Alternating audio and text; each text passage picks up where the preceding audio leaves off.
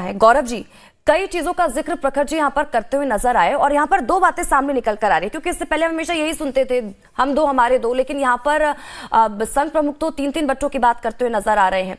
लोग भी तो हैं, सुन रहे हैं तमाम चीजों को, किस तरह से समझाया जाएगा? क्योंकि यहाँ पर तो यही नजर आया है कि बीजेपी और संघ में दो राय बनती हुई नजर आ रही है। स्वाति जी, देखिए, आप दोनों दृष्टि से देख सकते हैं। एक रिपोर्ट आपने प्रस्तुत किया, उसमें एक प्रोजेक्शन आपने दिखाया, लेकिन मुझे लगता है कि ये पहलू ठीक नहीं है। भारत का जो जनसांख्यिकी असंतुलन है, उस पर ध्यान देने की आवश्यकता है। बढ़ रहा है तो किस क्षेत्र में और किन लोगों का बढ़ रहा है, घट रहा है तो किस क्षेत्र में किन लोगों का घट रहा है। कई राज्यों में कई जिले ऐसे हैं जो जहां अल्पसंख्यक बहुसंख्यक में तब्दील हो चुके हैं, बढ़ चुके हैं। वहीं हिंदुओं की आबादी 1.8 के दर से घट रही है और वहीं मुस्लिम की आबादी 2.8 के दर से बढ़ रही है। तो एक प्रकार से कहीं ना कहीं इसमें 2-3 फैक्टर हैं।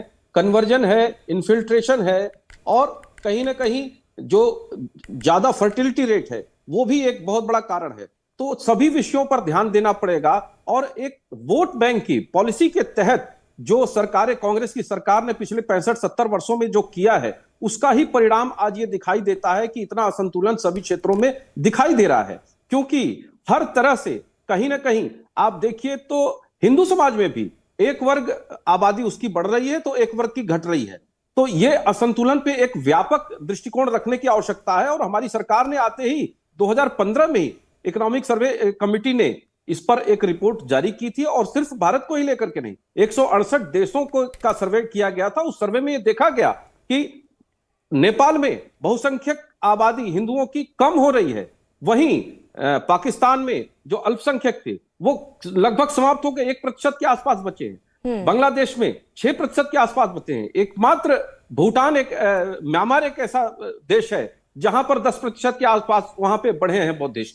तो कहीं ना कहीं भारत के अंदर जो भविष्य में आने वाले खतरे हैं उनको भांपना, उस पर अपना नजरिया प्रस्तुत करना और सरकार को प्रेरित करना उसके तरफ नीति बनाने के लिए, तो इसमें क्या बुराई है? इस पर तो ध्यान देने की आवश्यकता है ही है। आपने देखा होगा उत्तर प्रदेश में किस तरीके से कैराना में पलायन शुरू हो गया, किस तरह से कश्मीर के अंदर से कश्मीरी पंडितों हिंदुओं को वहां से मार करके भगा दिया गया, खदेड़ दिया गया। पश्चिम बंगाल में आप देखिए चुनाव के बाद किस तरह से आसाम में और बिहार में और झारखंड में लोगों ने शरण लिया।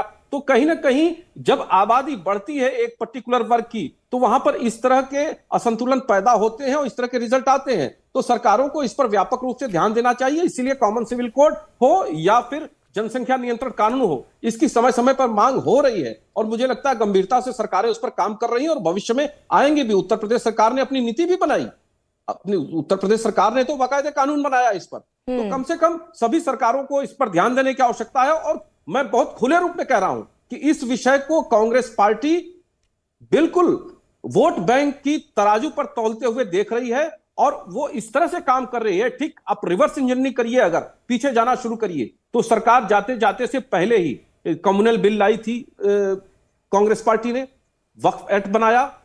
भारत के अंदर ही आप सोचिए एक बड़ा भूभाग पाकिस्तान बना दिया गया और एक उतना ही उससे भी बड़ा भूभाग भारत के अंदर वक्फ बोर्ड को दे दिया गया।